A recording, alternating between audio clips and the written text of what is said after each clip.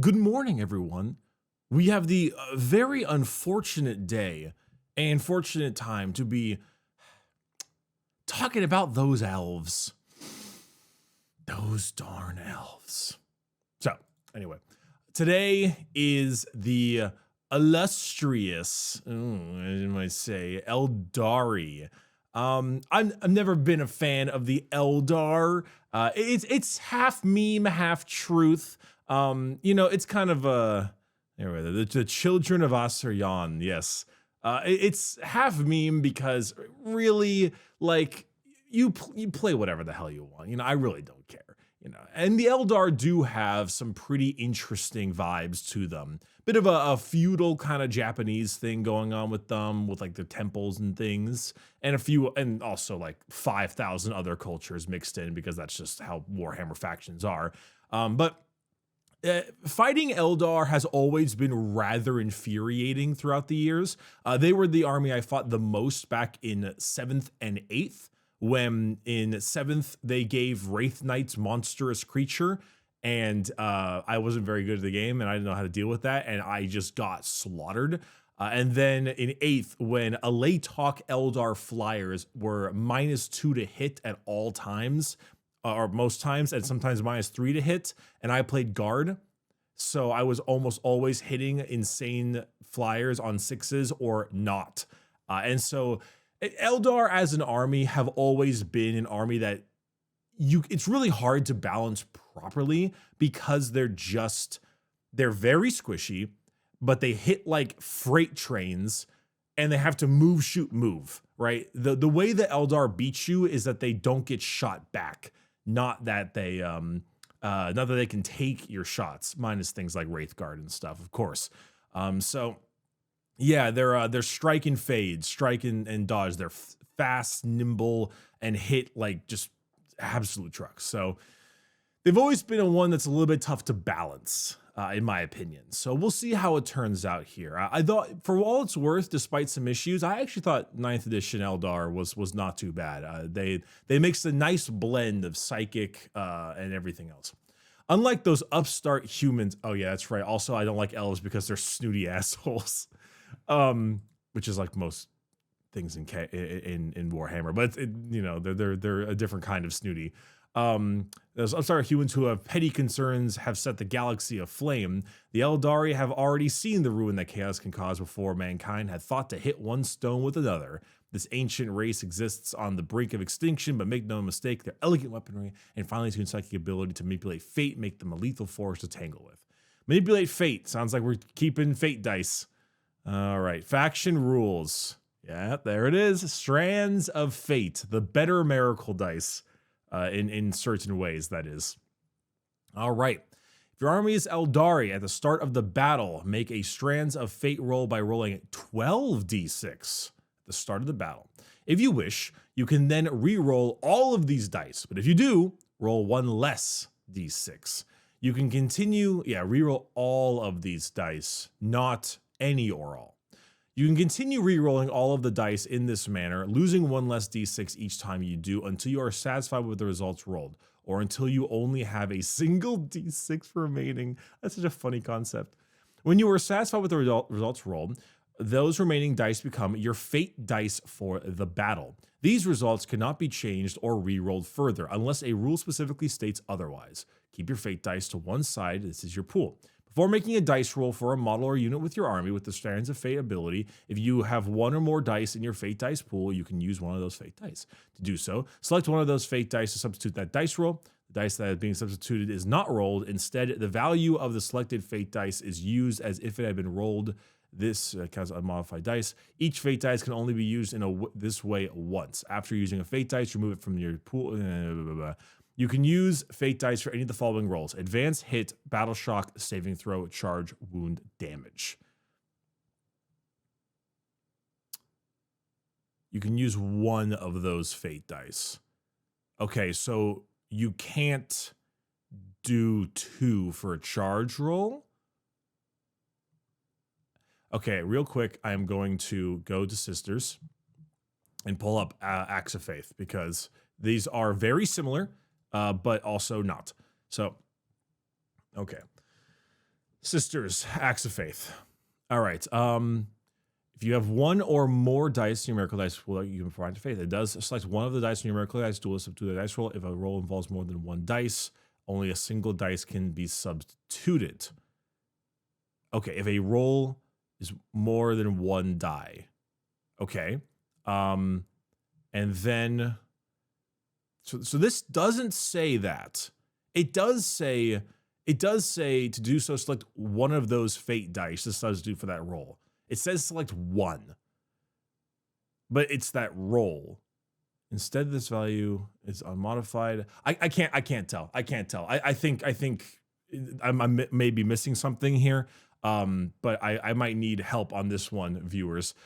From what it looks like, it does not have the brackets that says you cannot do a charge or battle shock test with like Sisters can, which would make sense because this is a little bit different. But anyway, okay, here those things are. So, okay, there's a couple things to note here. Eldar, you don't get your free 6s anymore at all. This is not free 6s. This is just 12 miracle dice. It would appear that way.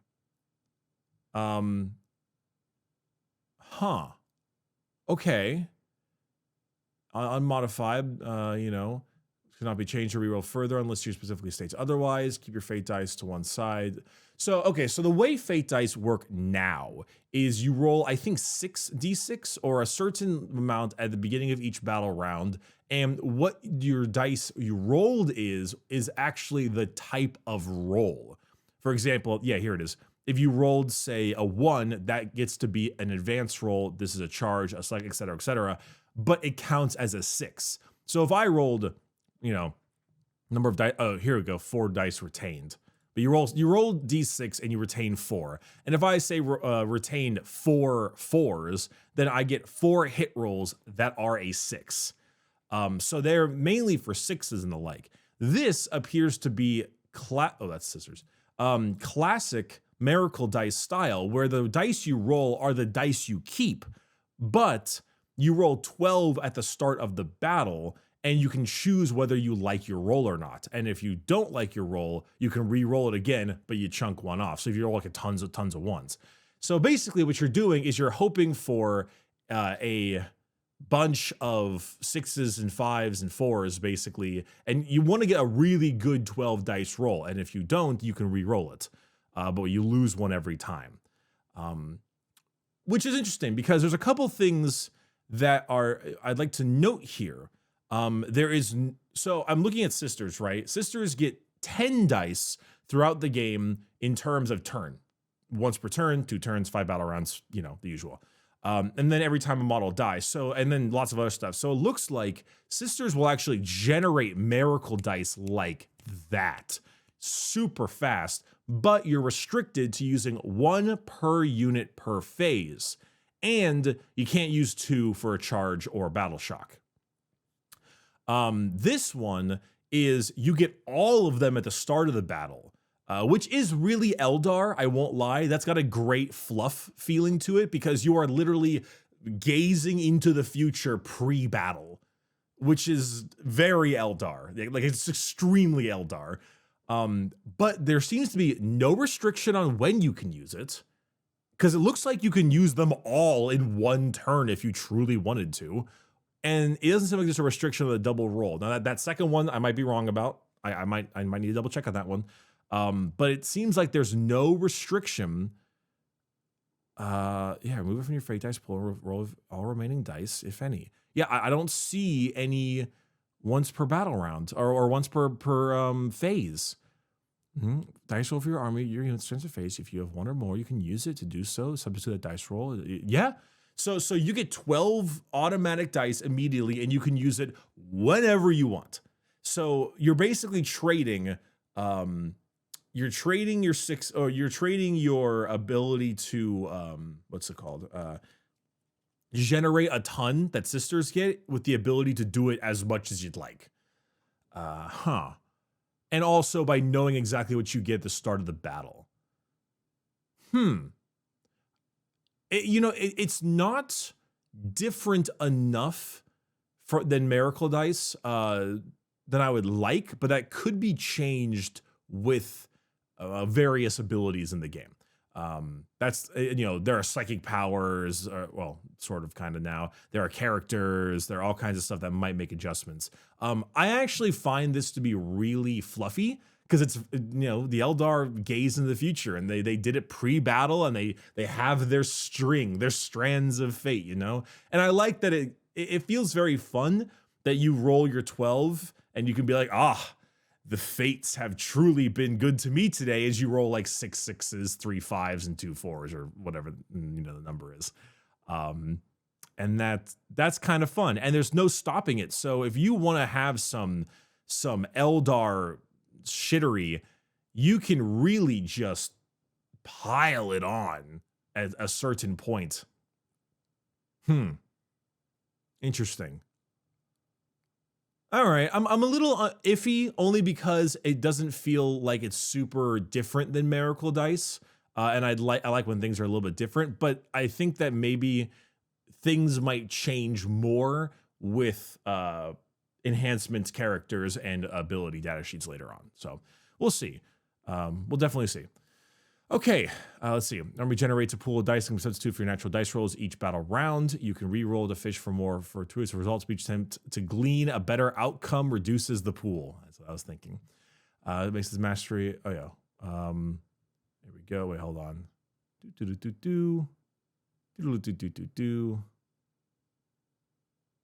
Yeah. Start of the battle. Yeah. All right. Unparalleled foresight. Each time an Aeldari unit from your army is selected to shoot or fight, you make a reroll, 1 hit roll, and 1 rune roll when it resolves. God damn it, dude. Okay. Someone in the comments section of the last AdMech video was talking about Call's reroll aura.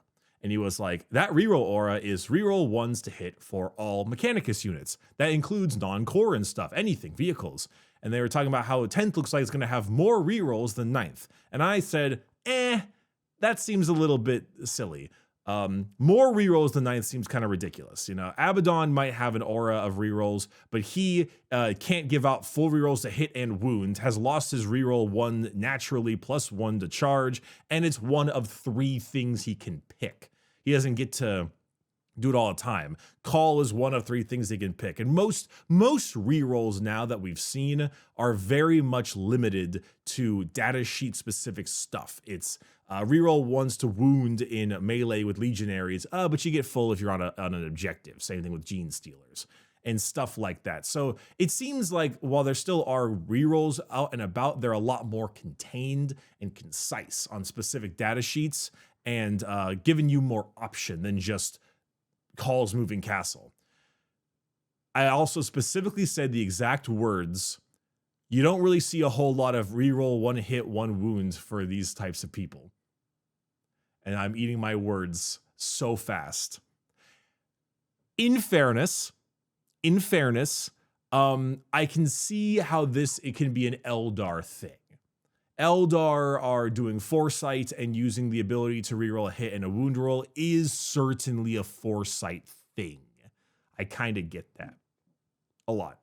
So, okay. That's like not the worst thing. Reroll 1 hit roll, 1 wound roll is extremely good. It is a very, very, very good bonus. It's a little bit boring. It makes sense for Eldar because those kinds of rerolls just make sense with their foresight. But it is a little boring because the last 2 that we previewed were AdMech and Votann, I think. World Leaders was one of them. But AdMech and Votann both got really cool detachment stuff. Votann being like, pick you. I got a grudge. I get CP if I kill you. And AdMech being fart gas. I'm going to war crime your deployment zone. Really fun, really different, right? This is a little bit boring, but it is kind of Eldar. So, because you Eldar players are boring. I'm sorry, but you get what I'm trying to say. So we'll see. So what we got here? Farseer and Guardian Defenders. Okay, that's pretty good. Let's start off with Guardian Defenders. Okay, so Guardian Defenders. God, the faces always, I hate the faces. The new minis are actually okay though. All right, we have 7-inch move. Okay, so they're a little faster to make up for the Eldar thing.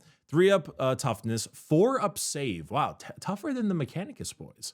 1 wound, 6-up leadership, and 2 OC. They have a defender heavy weapon platform, which is the exact same except with 2 wounds and no OC. Let's see, infantry, battle line, grenades, guardians, defenders, etc. Strands of Fate for its faction ability. Defenders of Fate. At the end of your command phase, for each objective marker you control that has 1 or more units from your army with this ability within range of it, roll 1d6 and add it to your Fate dice pool, displaying the result you just rolled. This is... Wow, that is so similar to Sisters. Wait, hold up. Hold up. That is... Wait. Defenders of the Faith. Defenders of Fate. And they're identical. Basically. They're basically identical. Yeah. Okay. All right. I'm a little lacking a little flavor here. Lacking a little flavor, but okay. All right. It's still Eldar, but you know, I'd like a little bit more differentiation. Crew platform. When the last Guardian Defender model in the unit is destroyed, any remaining heavy weapon platform models in this unit are also destroyed. Okay, that makes sense. So you gotta destroy the platform first and all that kind of jazz. Okay, you know, faster movement, which is good. I don't know if this is any different. Actually, well, I can find out here. Guardian Defenders, they move 7, right? Yeah, they move 7. Pretty much identical stat line, yeah. T3, 1 wound, 4-up. Yeah, it's all about the same. A little surprised that they have a 4-up save compared to the AdMech getting a 5-up, but I guess the AdMech has theirs adjusted with their bionics as their main tougher bit, their 6-up invul. And I guess the Guardians do have some fancy 10,000-year-old Eldar battle suit type thing. So I guess it doesn't really overly matter. All right, ranged weapons. So it seems that Eldar are sticking with the hitting on 3s. They're not being relegated to a 4-up army, which is good. Eldar probably should still hit on 3s. They're fancy elves.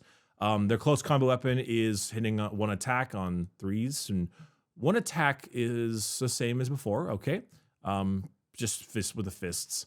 Ranged weapons for the Aeldari missile launcher. So Eldar have always had really nasty guns. They always hit really hard, and so the Star Shot is the 1 shot at 10 2d6. Let's see here.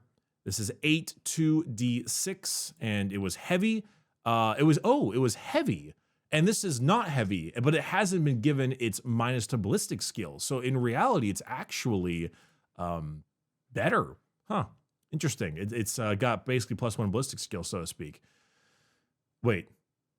Did Eldar take move and shoot heavy penalties? I thought Battle Focus maybe changed that a little bit. I don't remember. It's fine. Regardless, hits well. Basically the same as before. Maybe actually a little bit weaker. Probably would be strength 12 if it was about the same, but that's fine. It still hits pretty hard. Everything else is about the same. And then the other one is 4-1-1 blast. 4-1-1 blast. Blast is better, so you could argue it's a buff. And without losing an EAP, it's definitely a buff. So nice. Bright Lance, ooh, the main anti-tank weapon. 36-inch range, 1 shot, 12 3d6 +2. Current Bright Lance is 8 4 d3 +3, but heavy. So I'm still not sure about the heavy part, but it hits on 3s now. Strength 12 is very, very good. That is more in line with it as a tank buster. It loses an AP, but that's, you know, mostly fine. And d6 +2 is arguably a better thing than D3 +3, just a bit swingier. I mean, that's a Bright Lance that is meant to destroy tanks and all kinds of things, and Eldar Bright Lances hurt really bad. They are like just better las cannons, and this looks like just a better las cannon, so works out. Scatter Laser, 6 shots at 501. This old one was 601, so it's just a little bit worse. Shuriken Cannon is 612 with sustained hits 1.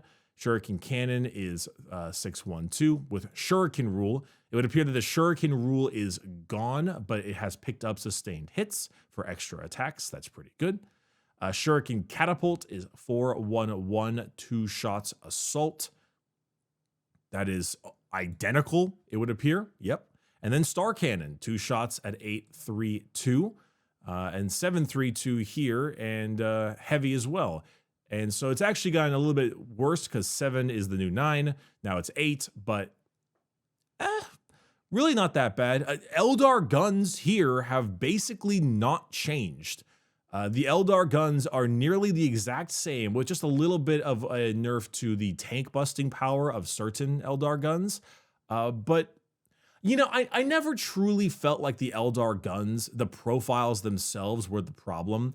The problem was Hail of Doom, which was a whole kind of thing with shuriken weapons, as well as, well, Doom and Guide, and that kind of stuff. So those were really the main issues that I struggled with when it came to Eldar weaponry. So this is fine. Shurikens don't seem like they're getting as fancy ability anymore, so they're just weapons now. Perhaps the AP is to represent the weirdness. I mean, you know, this is a pretty classic Eldar thing right here. These are Eldar, no doubt, Eldar Guardians. Let's check out. Oops. Let's check out the Farseer. The Farseer is a 7-inch move, T3, 6-up save. Oh, wow. 4 wounds and then 1 OC with a 4-up invul save. It is a leader, of course. It's got infantry, psyker, and Farseer, and it's got 2 psychic abilities. So once per turn, when you use a fate dice to substitute a roll for a model or unit within 12 of a Farseer model, 1 model from your army with this ability can use it.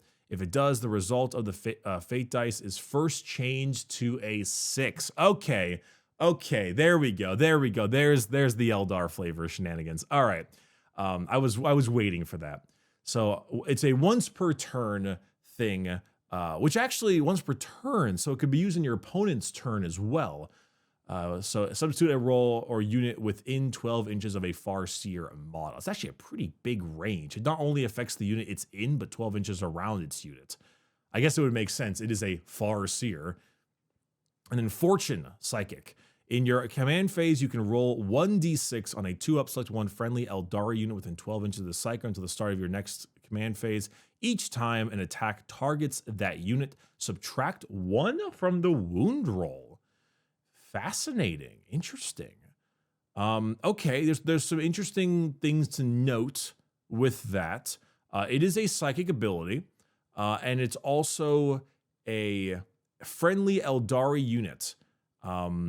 Now, I've noticed that there are no real restrictions lately in terms of targeting. It's not an Aeldari core unit, and it is not a battle line unit.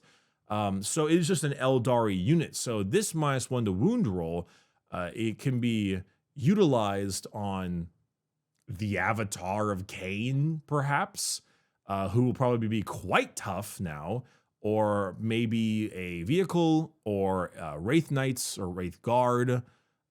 That makes it a little bit scary, I'm not gonna lie. That can be quite the nasty damage buff, or damage nerf to enemies.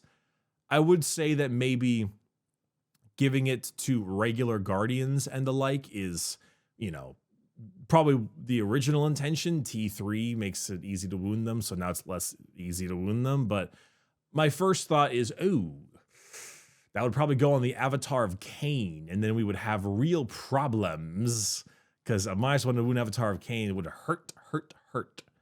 Well, we'll see. We'll see how it goes. Anywho, ranged weapons. We've got 2 psychic attacks and a pistol, of course. So the first one is Eldritch Storm. It is a blast psychic D6 shots, 6 to D3. Something to note, it does not have devastating wounds, nor hazardous. So this actually appears to be just like a flat out better, well, maybe not a better smite. There's no, the special smite has devastating wounds, but it's hazardous. This is a very solid profile at 6/2 D3. And the fact that it's blast means it's probably going to get minimum 1 extra attack when you use it, maybe more. So it's actually a pretty good zap, I won't lie. The pistol here is Assault and Pistol at 4/1/1, hits on 2s. Pretty cool. And then the Shining Spear is a assault psychic attack as well. 12-inch range, one shot, hits on 2s, 903. What a bizarre profile, but kind of cool at the same time. Oh, they're melee weapons too. The singing spear as well. Oh, wait. Did I say singing spear? Singing spear, 2 attacks, 2s, 303. What a interesting attack. What a bizarre attack. No AP, but huge damage and terrible strength on this one. And then there's the Witchblade, which is anti-infantry 2 up, which would be automatically wounding infantry on 2s, but hitting normally. Hitting on 2s, 2 attacks, 302. So bizarre here, I gotta say. So the Farseer has a pretty darn good smite, I use in quotes, to hit you with, and a couple close range attacks, and some pretty low attack melee, but surprisingly high damage, just terrible AP. The branching fates thing is nice. I'm glad for that because I was a little bit worried about the Eldar's flavor and fluff. This character is a leader, so it does need to go with a group. I guess one could argue that if it's within, like with Guardians and the like, that maybe you don't want to use your -1 to wound on another unit, but rather use it on yourself so you can keep him alive. Also possibilities, not quite sure. Pretty mediocre survivability profile, but it's Eldar. It's kind of the point. I don't know. It's actually kind of interesting. It's really carved their own concept, hasn't it? Wacky ass profiles, but still hitting pretty well. Psychic messing around with stuff, and Fortune is looking pretty good, not gonna lie. So we'll see how that turns out. All right. Should be a weapon spotlight and a stratagem left. Let's see here. Oh, the fire prism. I always hated this thing. Linked fire was ridiculous. Multiple fire prisms combine linked fire to chain beams of light from one prism to another to ensure their prey cannot escape. Oh boy. Prism cannon. Dispersed pulse is 2d6 shots at 612 blast. Let's see the fire prism. Dispersed pulse is 3d3 at 6 - 2 blast. So it loses an AP. It gains an overall higher amount of shots, a similar average and a worse lower. And the blast is better. So in reality, the shots are probably a little bit stronger. Just loses an AP. Focused lances is 2 shots at strength 18. Yikes. Owie, owie. AP 4 and flat 6 damage. Holy hell. It only shoots twice though. As opposed, because I was like, wow, why is that stronger than the Necron's one? But Necron shoots like, I think, D6 shots, so it's fine. With blast too.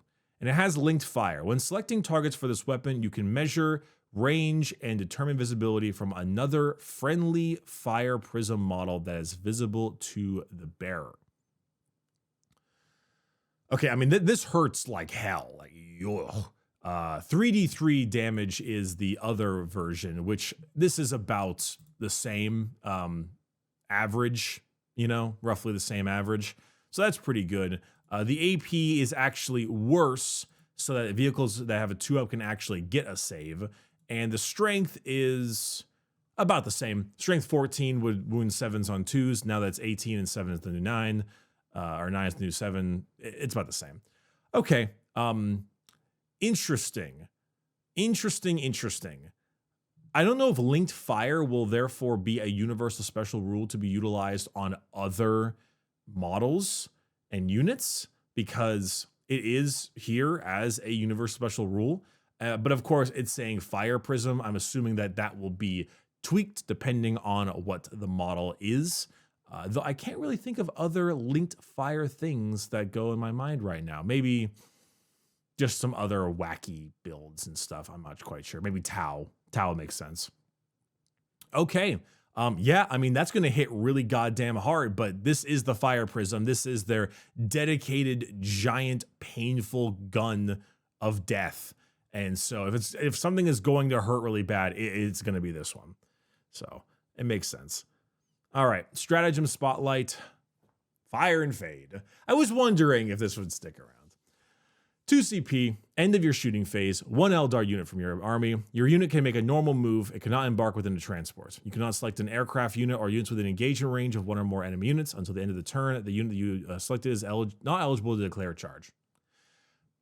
Completely understandable. I was actually a little surprised that Eldar were not going to keep any kind of battle focus, but if it's here as a stratagem in its own way, that's fine. I can work with that. And yeah, that's who would win. Centuries of honed Eldar fighters or 1 miner with 3 arms. The Aeldari army rule is inspired very much by their scrying of the future and their attempts to alter the course of fate itself in order to secure victory and save the race from extinction. Rolling your fate dice at the start of the game is reminiscent of casting the runes, and using them to manipulate the most critical moments of the battle to your advantage feels very well Aeldari. That is true. Their battle host attachments is filled with tricks. No one said they were fought fairly. The data sheets are, as you might expect, fast, hard-hitting, and highly specialized. Every unit has a particular role to fill, and in the hands of skilled players, these different units can work together to take apart enemy armies. But their warriors are also rather fragile. Should the foe get to grips with the Aeldari, they do not last long. This is very, very true. There was also a little doodad here. Knocking a deadly last cannon back down to a wound roll of 3 never gets old. Okay, GW. They've had a long time to study trigonometry. Don't even ask about their snooker game. I have no idea what that is. I have no clue what that is. Okay. Eldar, like I said before, while I'm not a biggest Eldar fan, their 9th rules have not felt too bad. They have been mostly acceptable, and with a few issues, particularly like Halo Doom and stuff, I think they've actually come out to be relatively decent. Strands of Fate is interesting. It loses a bit of flavor by being similar to Miracle Dice, but it gains flavor by doing it at the beginning of the game with their whole re-rolling and losing a dice scrying of the future. It's also better than Miracle Dice in the fact that you can use as many as you want in certain phases, and it doesn't seem like you have restrictions. However, you also are going to get way less than Sisters will get as well. Now, overall here in the Aeldari detachment here, the unparalleled foresight. This is unfortunately a little bit boring. However, if I was going to see a reroll hit and wound roll ability ever, I would expect it to be from the Eldar. Maybe from the Custodians as well. But the Eldar make a good amount of sense with this whole thing. So I will accept it as it is mostly fine. The Farseer's fortune ability is a little bit, but we will see how that ends up working out. Branching Fates gives the Strands of Fates a bit more flavor, and overall his profile seems to be just rather well made and quite useful. Guardian Defenders, same deal. Their weapons stay as incredibly hard hitting. They kept their Ballistic Skill 3 army, but they are still made mostly of paper. And also their Defenders of the Fate rule and stuff is good for getting more Fate dice. And they still have the little platform, which is fun. This gun looks like it's going to hurt like a truck, and this stratagem is the most Eldar thing of all time. Overall, I don't hate it. Would have liked to have seen some Aspect Warriors or a Phoenix Lord previewed. Would have liked to have seen maybe Azurman or Karandros or Lord help us all, Baharoth, or perhaps some of their various Aspect Warriors, but this will be fine for the time being. I like the preview. I think they did an okay job making Eldar still aggravating to fight, but not as bad as normal in 9th, and this seems to continue that trend. So yeah, let's see what's next. Dun dun dun dun dun dun.